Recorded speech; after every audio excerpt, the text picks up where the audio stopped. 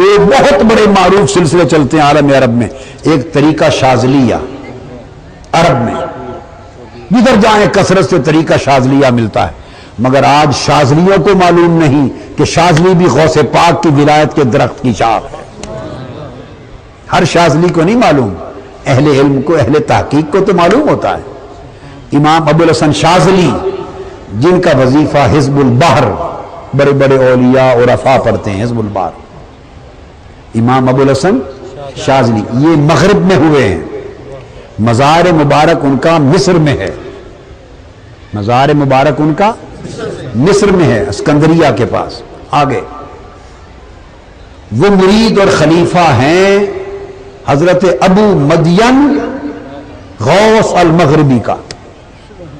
امام ابو الحسن شاذلی حضرت ابو مدین غوث المغربی، مغرب ایک ملک ہے نا، مراکش، یہ کاسا بلانکا، رباط، وہ سارے شہر اس ملک کو مغرب کہتے ہیں۔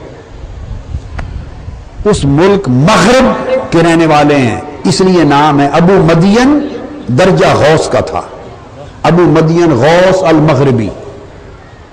امام ابو الحسن شاذلی ان کے مرید ہیں۔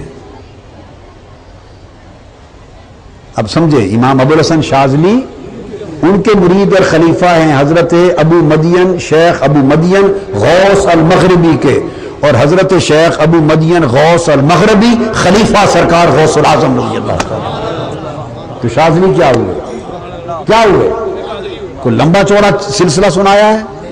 ایک واسطے سے امام شاذلی غوث پاک کے مرید ہیں، ایک واسطے سے، ان کے شیخ ابو مدین غوث المغربی اور ان کے شیخ سرکار غوث العظم رضی اللہ۔ تو غوث پاک سب شیخوں کے شیخ، اس لیے کہتے ہیں آج آپ سمجھے سب پیراں کے پیر، سب پیراں دے پیر، ایویں کوئی عقیدت محبت نال نہیں بنایا نعرہ،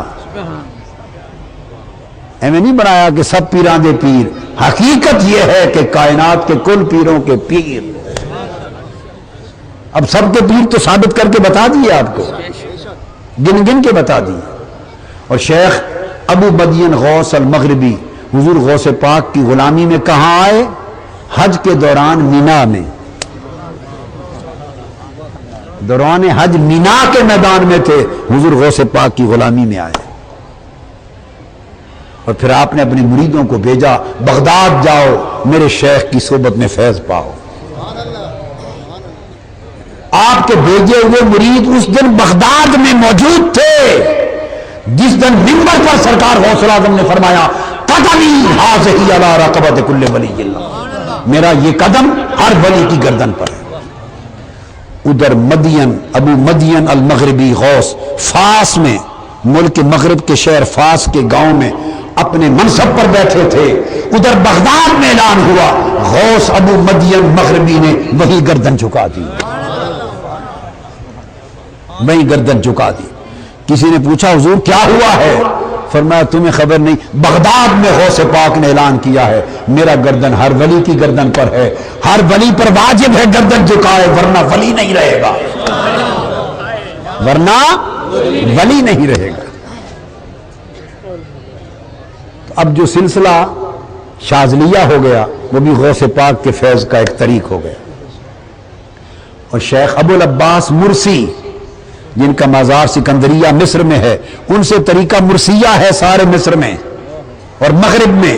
اب کسی کو خبر نہیں کہاں کس کے مرید ہوگی طریقہ مرسیہ میں، ہمارے شیخ کون ہے؟ حضرت فلاں المرسی۔ تو طریقہ مرسیہ یہ پوتے مرید ہیں شیخ ابو مدین غوث المغربی کے۔ شیخ ابو العباس المرسی یہ وہ ہیں، وہ کہتے ہیں لو حجبہ انی رسول اللہ صلی اللہ علیہ وآلہ وسلم طرفت عین واللہ ما عددت نفسی من زمرۃ المسلمین، اگر ایک لمحہ چہرہ مصطفیٰ میری آنکھوں سے اوجھل ہو جائے اس لمحے خود کو مسلمان نہیں سمجھتا، ہر وقت چہرہ مصطفیٰ تکنے والے۔ شیخ ابو العباس مرسی، میں ان کے مزار پہ حاضر ہوا، امام شرف الدین بصیری کی بارگاہ میں حاضر ہوا، وہاں گئے تھے۔ وہ مرید امام ابو الحسن شاذلی کے، امام ابو الحسن شاذلی مرید حضرت شیخ ابو مدین مغربی کے، وہ غلام اور فیض یافتہ مرید حضور غوث پاک رضی اللہ تعالی عنہ۔ تو طریقہ شاذلیہ بھی ہو گیا، مرسیہ بھی ہو گیا، چشتیہ بھی ہو گیا، نقشبندیہ بھی ہو گیا، سورفردی بھی ہو گیا. اب پورے عالم عرب میں باقی ایک طریق رہ گیا، رفاعی. کیا؟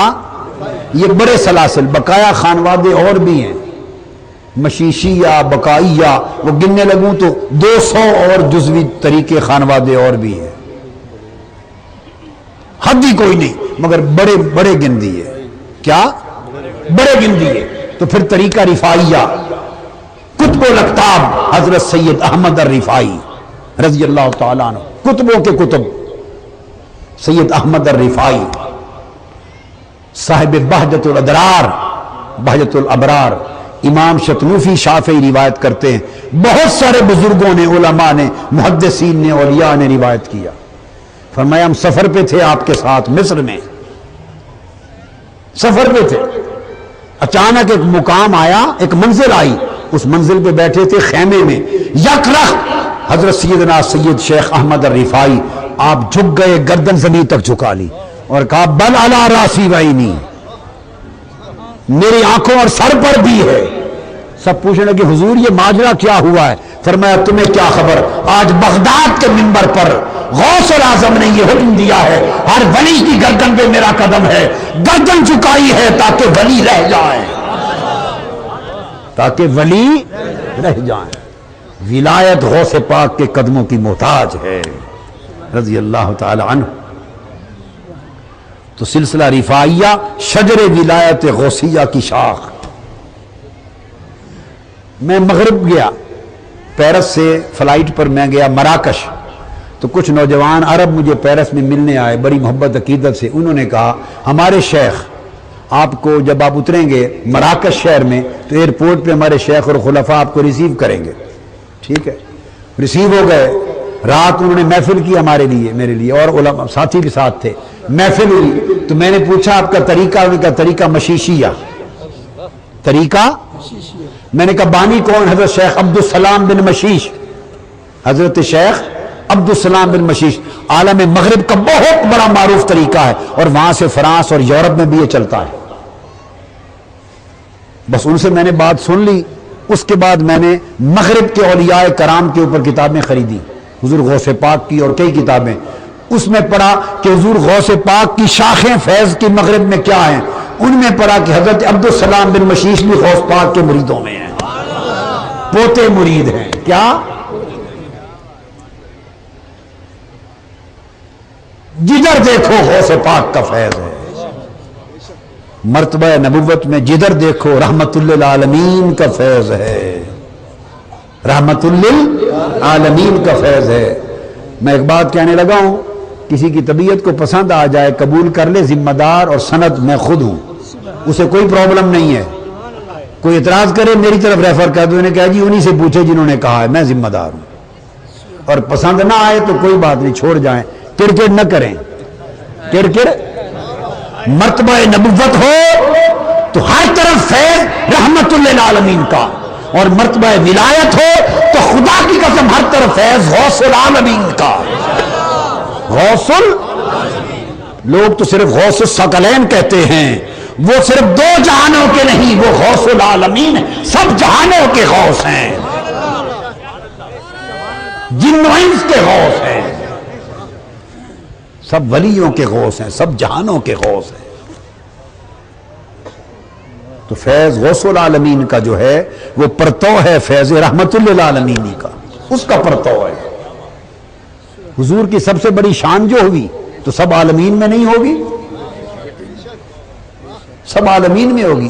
حضور کی شان جو ہوگی، بات ان کی نہیں، بات حضور کی شان کی ہے، تو کیوں نہیں ہوگی سب عالمین میں؟ سب عالمین میں ہوگی، سب زمان و مکان میں ہوگی.